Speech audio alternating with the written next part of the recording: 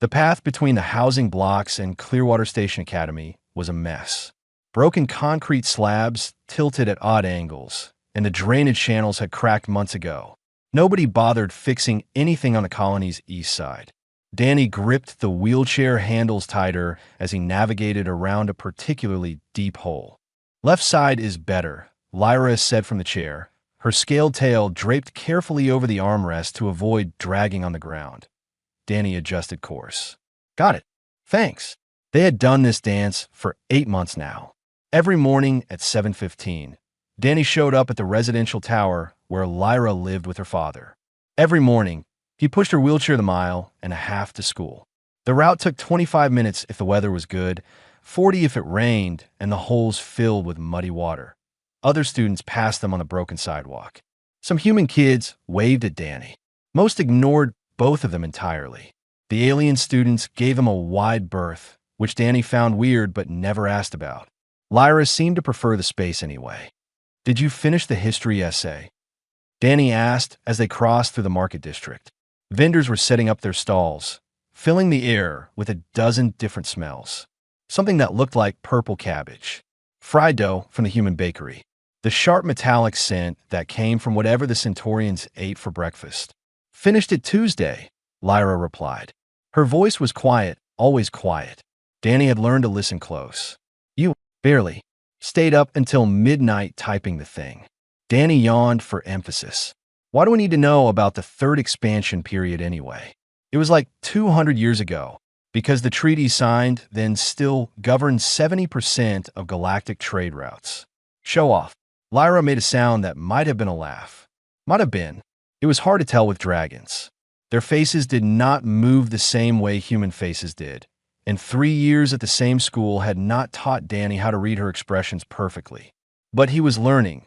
They turned onto Academy Boulevard, which was in slightly better condition than the residential paths. The school rose ahead of them, a squat gray building that looked like every other prefab structure on Clearwater Station. Functional. Boring. Cheap. "Watch out," Lyra warned. Danny spotted the problem. 3 Vorden's students blocked the sidewalk ahead, their crystalline bodies glinting in the morning sun. They were not moving. Danny sighed. "Excuse us," he called out. "Need to get through." The Vortons shifted but did not clear a path. One of them spoke in their chiming language. Danny did not understand it, but he caught the tone. Mocking. "We don't have time for this," Danny muttered. He steered the wheelchair into the street, going around them entirely. A hover cart beeped at him. He waved an apology and got back on the sidewalk 20 feet past the Vortons. "You should not do that," Lyra said. Her voice was even quieter than usual. "Do what? Go around jerks? I do it all the time." They were. She paused. "Never mind." Danny had noticed this before. Lyra never finished sentences when they were about her, about how other students treated her. She just went quiet and changed the subject or said never mind. It made Danny angry in a way he could not quite explain. She was smart, probably the smartest person in their grade. She helped him with homework and actually made math make sense. She remembered everyone's birthdays and what they liked and disliked. And still, people acted like she was invisible or dangerous or both.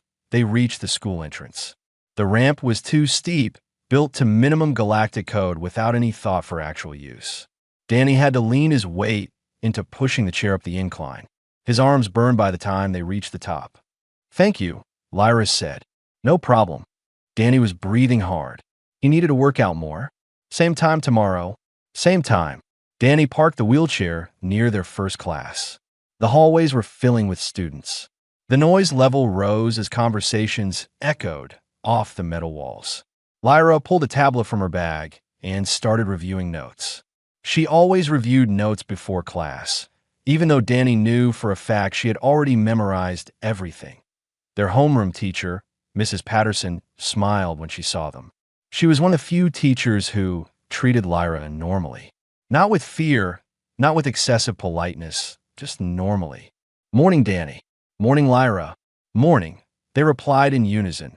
Danny slid into his desk next to Lyra's wheelchair space. The classroom filled up quickly. 30 students total. 15 different species. Humans were the majority at 18. Clearwater Station was a human colony.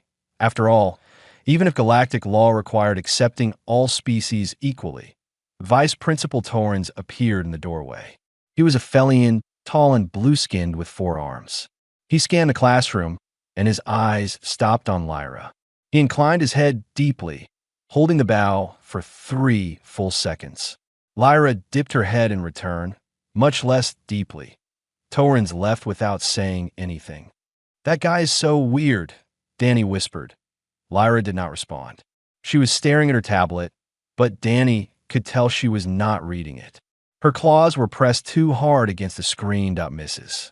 Patterson started the lesson. Something about colony administration and resource allocation. Danny tried to pay attention. He really did. But his mind kept wandering to the broken paths, the mocking Vortons, the way Torrens bowed like Lyra was royalty instead of just another student. Clearwater Station was supposed to be a fresh start for everyone. A place where species mixed and old grudges did not matter. Danny had grown up believing that. But watching Lyra sit alone in a classroom full of people, he wondered if anyone else actually believed it too. Lunch period at Clearwater Station Academy was controlled chaos. 500 students from 20 different species, all crammed into a cafeteria designed for 300. The noise was incredible. Conversations in a dozen languages. Trays clattering. The ventilation system fighting a losing battle against the smell of too many different foods in one space. Danny grabbed his tray from the serving line. Sandwich, fruit cup, something that was supposed to be soup. He scanned the cafeteria for a place to sit. Most of the human students clustered together at the center tables. The alien students separated themselves by species around the edges. Vortons with Vortons. Felians with Felians. Like gravity pulled them apart instead of together. Lyra sat alone at a corner table. She always sat alone. Her tray held a bowl of the protein paste that dragons could digest and a container of water. Danny had tried the paste once on a dare.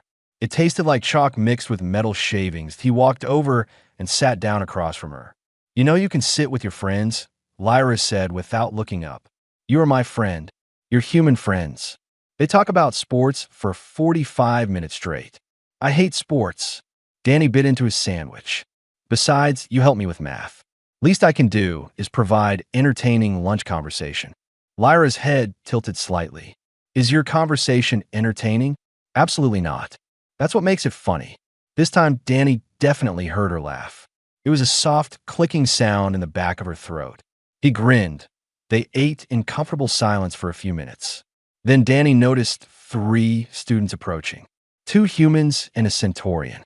He recognized them from his history class. Brian something. The other 2 he did not know by name. "Hey," Brian said. He was not looking at Danny. He was looking at Lyra. "You're in advanced strategy, right?" Lyra nodded slowly. "We got assigned a group project. Colony defense simulation. Need 4 people per group." Brian shifted his weight. "You want to join ours?" Before Lyra could answer, the Centaurian cut in. "Actually, we already have 4. Brian thought maybe we need someone good at strategy, Brian interrupted. "You get the highest marks in class." The Centaurian's face did that thing that meant annoyance in their species. Danny had learned to recognize it. "The groups are already set. We cannot change them now. Mrs. Patterson said we could adjust until tomorrow. It would not be appropriate to—" "I will join your group," Lyra said quietly. Brian brightened. "Great. We meet after school in study room 3. The Centaurian made a hissing sound and walked away. The other human followed. Brian lingered for a moment, then nodded at Lyra and left. Danny watched them go. "That was weird. They need help with the project." "Yeah, but the way that Centaurian acted." Danny shook his head. "Forget it. At least you got a group." "I suppose." The rest of lunch passed quickly. Danny told Lyra about the disaster that was his chemistry lab that morning. He had somehow managed to create foam instead of the gas they were supposed to produce. The foam had filled half the lab before the teacher shut down his station. Lyra listened and asked questions and did not tell him he was an idiot, even though he clearly was. The afternoon classes dragged. English literature felt like it lasted 6 hours instead of 1. Then came advanced strategy, which Danny did not take. He had study hall while Lyra went to her class. He usually spent the time not studying and instead reading comics on his tablet. Today, he actually had to work. The history essay was due tomorrow, and he had lied to Lyra about finishing it. He had maybe 3 paragraphs done. He typed frantically, trying to remember what Mrs. Patterson had said about trade routes and treaty negotiations. When the final bell rang, Danny packed his things and went to find Lyra. She was still in her classroom. Through the window in the door, he could see her with Brian's group. They were gathered around a holographic display showing a colony layout. Lyra was pointing at different sections, her claws moving quickly. The others were leaning in, listening. Danny waited in the hall. Other students flowed past him toward the exits. He leaned against the wall and went back to his tablet. 15 minutes passed. 20. Finally, the classroom door opened. Brian's group filed out, talking excitedly. Lyra came last, her chair navigating through the doorway carefully. "How did it go?" Danny asked. "Well enough. They have good ideas, but poor execution. So basically, they need you to do the hard parts. That is what group projects are, I think." Danny laughed and took the wheelchair handles. They started the long journey back toward the residential district. The afternoon sun was hot, making the broken concrete shimmer. Sweat beaded on Danny's forehead. "You do not have to push me every day," Lyra said. "I know. The school has automated assistance programs. They could assign a hover platform. Those things are slow and they break down constantly. Remember when they assigned one to old Mr. Kelvin? He got stuck in the rain for 2 hours waiting for maintenance. Still, it is not your responsibility." Danny stopped walking. He came around to face Lyra directly. "Look, if you actually want me to stop, just say so. But if you're saying this because you think you're being a burden or whatever, then save it. You're not. We go to the same school. We take the same route. It's not a big deal." Lyra was quiet for a long moment. Her golden eyes studied his face. Dragons had great eyes, Danny thought. Sharp and clear and intelligent. "Okay," she said finally. "Okay." They continued walking. The market district was less crowded now, vendors packing up for the day. Danny bought a juice from one of the stalls with his last few credits. He offered Lyra some, but she declined. Dragons apparently could not process fruit sugars. By the time they reached her building, the sun was setting. The sky turned orange and pink, reflecting off the metal towers. "Tomorrow morning?" Danny asked. 7:15, Lyra confirmed. Danny headed home, thinking about group projects and broken sidewalks, and the way people treated Lyra like she was made of glass or fire, but never just a person. Something was wrong on Clearwater Station. Danny noticed at the moment he stepped outside his apartment building. Security patrols were everywhere. Not the usual board colony guards, but actual soldiers in combat armor. Human, Felian, even a few Centaurian units. They moved with purpose, checking identification and scanning people with handheld devices. Danny frowned. In 3 years on the station, he had never seen this level of security. Maybe a diplomatic transport was visiting? Sometimes important people stopped at frontier colonies on their way to somewhere more interesting. He pushed through the morning crowds toward Lyra's building. More security there, too. 2 armored guards stood outside the entrance. They watched Danny approach, but did not stop him. He took the elevator to the 15th floor and knocked on apartment 1547. The door opened. Not Lyra, but her father. He was a tall dragon, his scales darker than Lyra's, his eyes sharp and calculating. Danny had met him maybe 5 times total. The man worked strange hours and traveled constantly for his trade consultant job. "Good morning, sir." "Daniel." Lyra's father never called him Danny. "Lyra will be out momentarily. Is everything okay?" "There's a lot of security around. A diplomatic matter. Nothing that concerns you." Lyra appeared behind her father, already in her wheelchair. She had a bag slung over her lap with her school supplies. Her father stepped aside, and Lyra rolled out into the hallway. "Be careful today," her father said. "We will," Lyra replied. The elevator ride down was quiet. Danny wanted to ask about the security, but since Lyra did not want to talk about it, they exited the building and started their usual route. The broken path seemed worse today. Maybe Danny was imagining it, but the holes looked deeper and the concrete more cracked. He pushed the wheelchair carefully, avoiding the worst sections. They were halfway to school when disaster struck. The left will hit a chunk of broken concrete at the wrong angle. Something inside the wheelchair snapped with a sharp crack. The wheel locked up completely. Danny tried to push forward, but the chair would not move. Hold on. He crouched down to look at the wheel assembly. A metal rod had broken clean through. Oh no, can you fix it? Lyra asked. Not here. We need tools and a replacement part. Danny stood up and looked around. They were in one of the worst sections of the path, far from any shops or help. I could go get help. There's a repair shop back near the market. That would take too long. We will be late for class. So we'll be late. It's not a big deal. Lyra was quiet. Then she said, there is another option. Danny waited. You could carry me. Carry you. Danny blinked. Like on my back. If you're strong enough. I know humans are not as physically robust as some species, but no, I can do it. Is that okay? I mean, are you okay with that? Lyra's claws tightened on her armrests. I do not have much choice. Danny had never touched Lyra beyond accidentally bumping her wheelchair or handing her things. He did not know what dragon scales felt like, or if she would be heavy, or how to even pick her up without hurting her. But they were going to be incredibly late if they waited for help, and Lyra clearly did not want that. Okay, he said. Just tell me if I'm doing something wrong. He positioned himself in front of the wheelchair and crouched down. Lyra hesitated, then wrapped her arms around his shoulders. Danny hooked his arms under her legs and stood up carefully.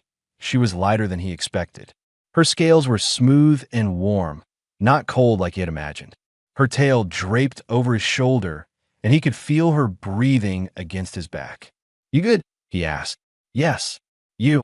Totally fine. This is fine. Danny started walking. Just, let me know if you need a break. You will need a break long before I do. Danny laughed nervously. He focused on the path ahead, one foot in front of the other. Avoid the holes. Keep his balance. The school was still over a mile away. His arms already hurt. They passed other people on the street. Danny saw their reactions. Human pedestrians barely glanced at them, but every alien they passed stopped and stared. A Felian mother pulled her child away as if Danny and Lyra were dangerous. Two Vortons actually bowed, their crystalline bodies chiming. Why are they doing that? Danny muttered. Ignore them, Lyra said quietly. Seriously, what's their problem? Danny, please, just keep walking. The desperate tone in her voice made him stop asking questions. He focused on walking. His shoulders burned. His legs started to shake after 20 minutes. But he kept going. Lyra did not complain once, even though this had to be uncomfortable for her too. They finally reached Academy Boulevard. The school was visible ahead. Danny's vision swam a little from exertion, but he pushed forward. Almost there. Just a few more minutes. A hover vehicle suddenly blocked their path. Military grade, armored, with weapons mounted on the sides. Danny stumbled to a halt. Soldiers poured out of the vehicle, surrounding them. Human soldiers. They had their weapons pointed down but ready. What the hell? Danny gasped. An officer stepped forward. She was human, middle-aged with hard eyes. Put her down. Slowly. We're just going to school. Danny protested. Put her down now. Danny carefully lowered Lyra back to her feet, supporting her weight. She leaned against him heavily. Without her wheelchair or someone to hold her, she could not stand on her own. Her legs did not work properly. The soldiers had to know that. What's going on? Danny demanded. Another hover vehicle arrived. This one was larger, more expensive looking. A dragon stepped out. Male, wearing formal robes that screamed money and power. Danny recognized him immediately. Lyra's father, but more soldiers came with him, and the way they moved around him, protective and deferential, made Danny's stomach sink. You are unharmed? Lyra's father asked her, ignoring Danny completely. Yes, father. We must return to the compound immediately. The situation has changed. What situation? Danny asked. Nobody answered him. A soldier moved to take Lyra from Danny's arms. Danny instinctively pulled back, and suddenly 6 weapons were pointed at his chest. Danny, Lyra said urgently, let them help me. Please. He reluctantly released her. The soldiers were surprisingly gentle as they supported her weight and guided her toward the expensive vehicle. Lyra looked back at him once, her expression unreadable. "You need to come with us," the officer told Danny. "We have questions." "About what?" "We were just going to school. The station commander will explain." "Get in the vehicle." It was not a request. The compound was nothing like Lyra's apartment building. Danny sat in a conference room with walls made of actual stone, not prefab metal. Real furniture, not colony-issue plastic. Art hanging on the walls, showing dragons in flight over mountains he did not recognize. Everything screamed wealth and power. Guards stood at every door. Danny counted 8 different security checkpoints between the vehicle and this room. His hand shook slightly. He was not sure if it was from carrying Lyra for 2 miles or from fear. Probably both. The door opened. Lyra's father entered, followed by 3 other dragons Danny did not recognize. They wore military uniforms with ranks he could not read. Behind them came Lyra in a new wheelchair, much nicer than her school one. "Danny," she said softly. "What's happening?" Danny looked between them. "Why am I here?" "Because you deserve an explanation." The voice came from the doorway. Another dragon entered, and every other dragon in the room immediately stood straighter. This one was female, her scales deep crimson, her bearing radiating authority that made the air itself feel heavier. She looked at Danny for a long moment. "You are Daniel Chun?" "Yes, ma'am." "You attend Clearwater Station Academy with my daughter." "Your?" Danny's brain stuttered. "Wait, your daughter?" The female dragon moved to stand beside Lyra's wheelchair. The resemblance was obvious now that Danny looked for it. The shape of their faces, their eyes, even the way they held themselves. "I am Empress Kalara," the dragon said, "sovereign ruler of the Draconic Imperium. Lyra is my only child and heir to the throne." Danny sat down heavily in the nearest chair. "Throne. Imperium. You're telling me Lyra is a princess?" "I was going to tell you," Lyra said quietly. "When?" "After graduation." Danny rubbed his face. Okay. So you're royalty. That's why everyone acts so weird around you. That's why Torrens bows like you're." He trailed off. "Because you are." 3 years ago, there was an assassination attempt. Empress Kalara continued. Lyra was injured.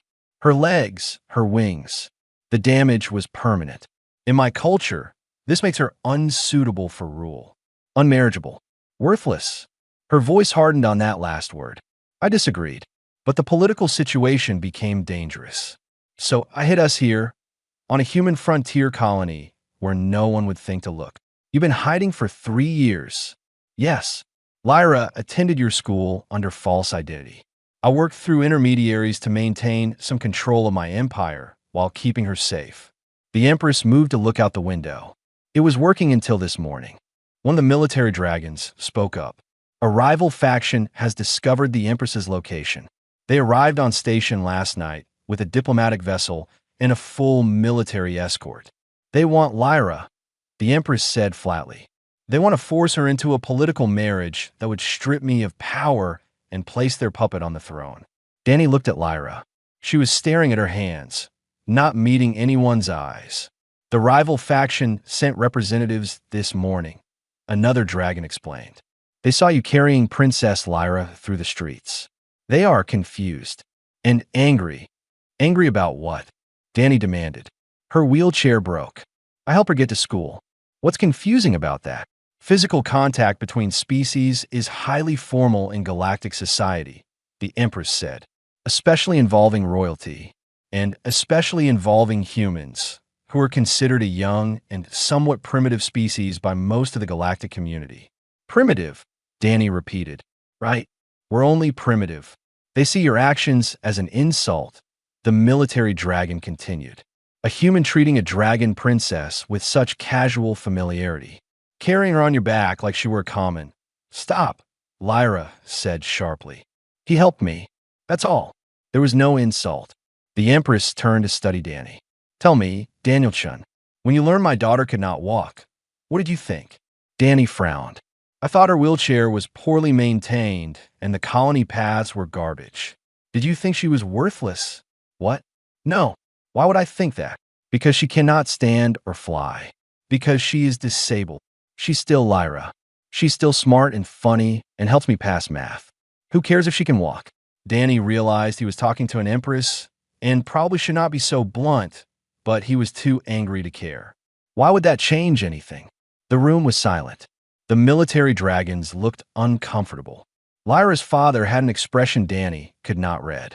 The empress studied Danny like he was a puzzle she could not solve. "You truly believe that?" she said finally. "Of course I do. It's true. In 3 years, you never once treated my daughter differently than any other student. Why would I? Because everyone else does. Because the entire galactic community sees disability as a fundamental flaw that negates all other worth." Danny stood up. "Then the galactic community is full of idiots." One of the military dragons made a choking sound. Lyra's eyes went wide, but the empress actually smiled. It was a small smile, barely visible, but it was there. "Perhaps you are right," she said. "But those idiots control hundreds of worlds and trillions of lives. And right now, they're demanding I surrender my daughter to them. What happens if you do? She will be forced into marriage with someone she has never met. She will be used as a political tool.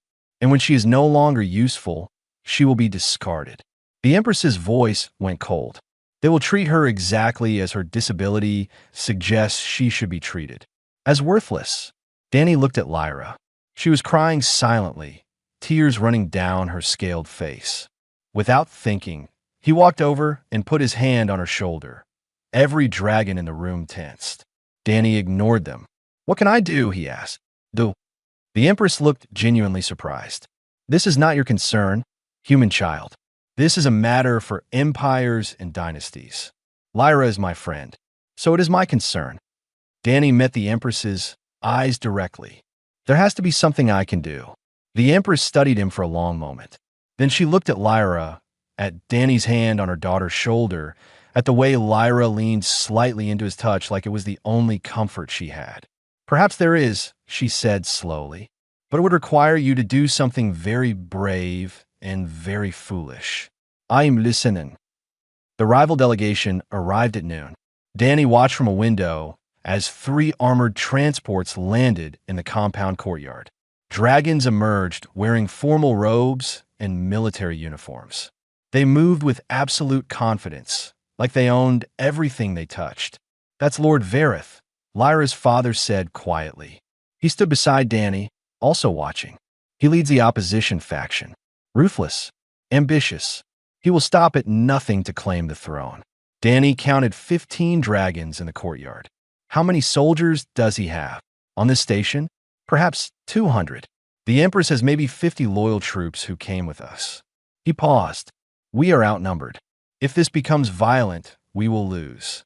Then we don't let it become violent." Easier said than done.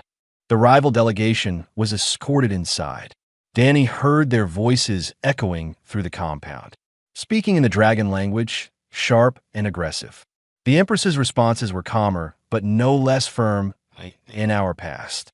Then, too, Danny waited in a side room with Lyra.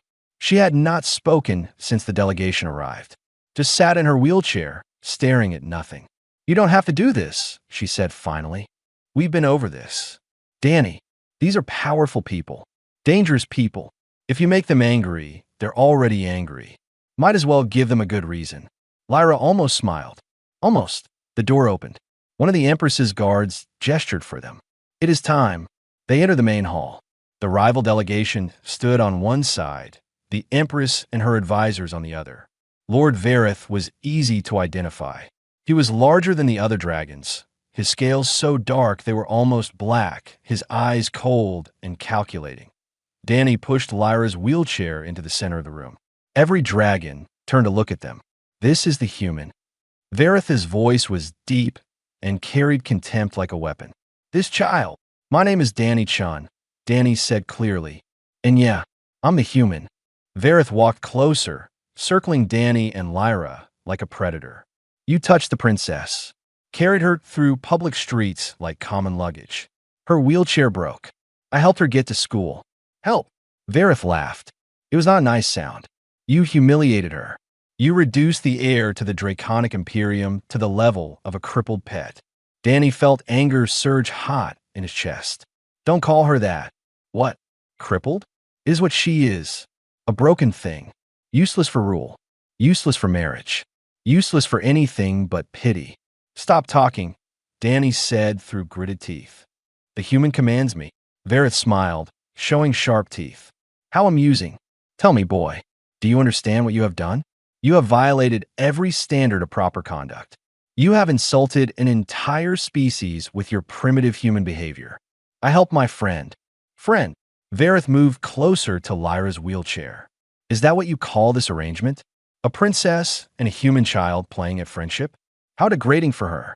How utterly shut up. Danny stepped between Verith and Lyra. His hands were shaking, but he kept his voice steady. You talk about insults and violations and proper conduct. But you know what I think? I think you're just scared. The room went deadly quiet. Scared. Verith's voice dropped dangerously low. Yeah, scared. Because Lyra can't walk, and that breaks your stupid rules about who gets to be important. Because if a disabled person can be worthy of respect and power, then all your little hierarchies fall apart. Danny was talking faster now, anger overriding his fear.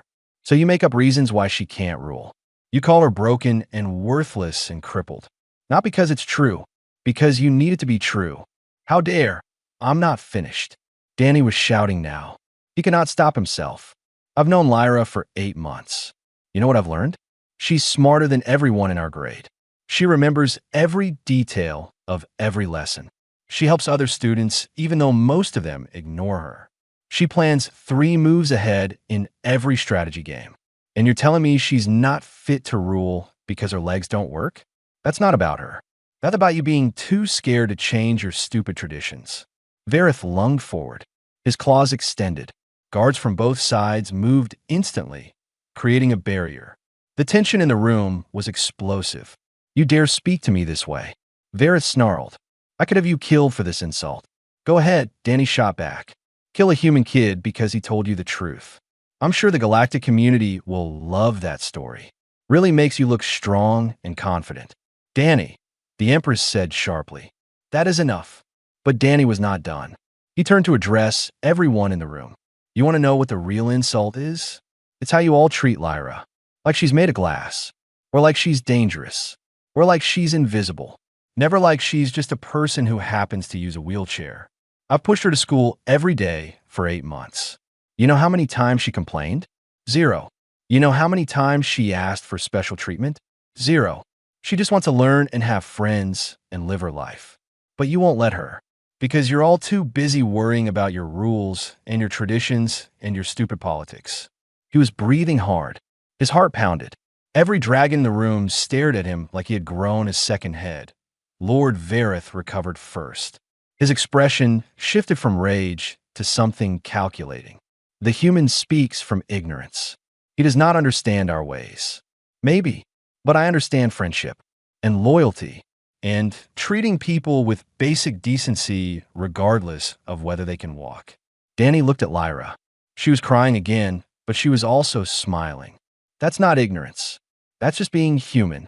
And that is precisely the problem, Verith said coldly. Humans do not understand their place in the galactic order. You're a young species, primitive, emotional, unsuitable as companions for royalty. Then maybe royalty needs better companions. Verith turned to the Empress. You see, this is what comes from hiding among humans. Your daughter has forgotten her dignity. She allows herself to be touched by lesser beings. She has become weak. The Empress's eyes blazed. My daughter has survived an assassination attempt. She has endured 3 years of exile. She has maintained her studies and dignity despite losing the use of her legs and wings. Weak is the last word I would use to describe her. Then prove it, Verith said. Surrender her to my care. Let us restore her to proper society, away from human influence. No, Danny said. You have no voice here, child. Maybe not, but I'm not letting you take her. Lord Verith smiled. It was the kind of smile that meant violence was coming. You are not letting me? How exactly will you stop me, human child? Before Danny could answer, alarms blared throughout the compound. Everyone froze. A guard rushed into the hall. My lord, Empress, We have a situation outside." They moved to the windows. Danny's jaw dropped. The street outside the compound was packed with people. Humans mostly, but also Centaurians, Felians, even a few Vortons. They held signs made from cardboard and fabric. Some signs had words. Others just had pictures of Lyra and Danny from this morning when security forces had surrounded them. "What is this?" Vareth demanded. "It appears to be a protest," one of his advisors said nervously. More people were arriving every minute. Danny spotted students from the academy, vendors from the market district, random people he had never seen before. They filled the street and the plaza beyond, hundreds of them, maybe thousands. "How did they organize this so quickly?" the Empress asked. "Social media," Danny said. "Someone must have recorded what happened this morning. It probably went viral." A human woman stood on a makeshift platform addressing the crowd through a speaker. Her voice carried into the compound. "We are here because a young woman was threatened today. Threatened for having a disability. Threatened for having a friend who helped her. That's not acceptable. Not on this station. Not anywhere." The crowd roared agreement. Vareth turned to his guards. "Disperse them. Use force if necessary." "No." The Empress's voice cracked like a whip. "You will not harm civilians on my orders. They are obstructing official galactic business. They are exercising their right to peaceful assembly. You would side with humans over your own kind. I would side with what is right."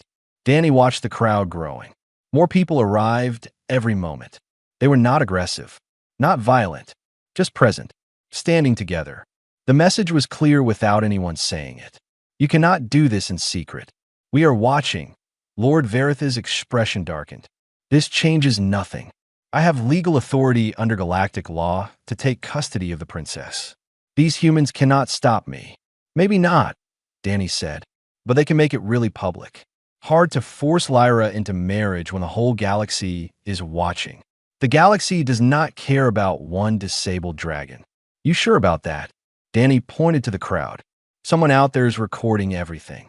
It's probably being broadcast to a dozen worlds already. If you take Lyra by force now, everyone will see it. Everyone will know you dragged a disabled princess away from the only place she felt safe. Great look for your political career." Vareth's claws flexed. "You think you are clever, human. I think you're stuck. You can't take Lyra without looking like a villain, and you can't leave without looking weak. So what are you going to do?" For a long moment, nobody moved. The crowd outside continued chanting. The sound built and built until it shook the windows. Finally, Vareth spoke. "This is not over, Empress. The council will hear of this situation. They will make a ruling. Then we will present our case to the council." The Empress replied calmly. "In a proper forum, with proper process, not through kidnapping and forced marriage." Vareth's jaw clenched. He looked at Lyra with something Danny could not identify. Anger, yes, but also confusion. Like he genuinely could not understand why anyone would fight for her. "You have 3 months, Vareth said finally. 3 months to prepare your defense. Then the council will decide the princess's fate. And yours." He turned to leave, his delegation following. At the door, he paused. "Train your pet human to show respect, Empress. Next time, I will not be so patient." The door closed behind them. Danny heard their transports launching minutes later. The Empress sagged slightly, her perfect composure cracking for just a moment. Then she straightened and looked at Danny. "That was incredibly foolish." "Yeah, Saudi." "Also incredibly brave." She moved to the window, watching the crowd. "You understand what you have started? This will become a galactic incident. The council will scrutinize every detail. Your life will never be private again." "I know, and you did it anyway. Lyra's my friend." The Empress looked at her daughter. Lyra was crying again, but this time she was also laughing. "Thank you, Danny," she managed to say. "You're welcome." The crowd outside started cheering. Someone had apparently spread word that the rival delegation was leaving. The noise was incredible. "I should address them," the Empress said. "Tell them what happened." "What comes next?" "Tell them Lyra is staying on the station," Danny said. "Tell them she's going to finish school. Tell them disability doesn't make someone worthless." The Empress studied him for a long moment. "You are either the wisest young human I have ever met or the most naive," Can it be both? She actually laughed. It was a good sound. Perhaps it can. The next few hours were chaos. The Empress gave a speech to the crowd. Media from across the galaxy requested interviews. The station administrator had to call for calm at least 6 times. But through it all, Danny just sat with Lyra in a quiet corner of the compound. What happens now? Lyra asked. You heard your mom. 3 months until the council meeting. We prepare. We fight. We win. You make it sound simple. It is simple. Not easy, but simple. Danny grinned. Besides, we have homework due tomorrow. That's way more terrifying than some galactic council. Lyra laughed. Really laughed this time. You are ridiculous. Yeah, but I'm right. Outside, the crowd slowly dispersed. The sun was setting, painting the sky orange and red. Tomorrow, Danny would push Lyra's wheelchair to school again. They would sit in their boring classes and eat terrible cafeteria food and complain about homework. There would also be reporters and security and probably a lot of uncomfortable attention. But the important thing, the only thing that really mattered, was that Lyra would be there. Still at the academy. Still his friend. Still Lyra. Same time tomorrow morning. Danny asked. 7:15, Lyra confirmed. Perfect. Somewhere in the galaxy, important people would argue about tradition and dignity and proper conduct. They would debate whether a disabled dragon princess deserved her throne. They would discuss human influence in galactic order and a dozen other complicated things. But here on Clearwater Station, in a rundown compound on the edge of known space, 2 friends made plans for tomorrow. And that was enough. For now, it was more than enough.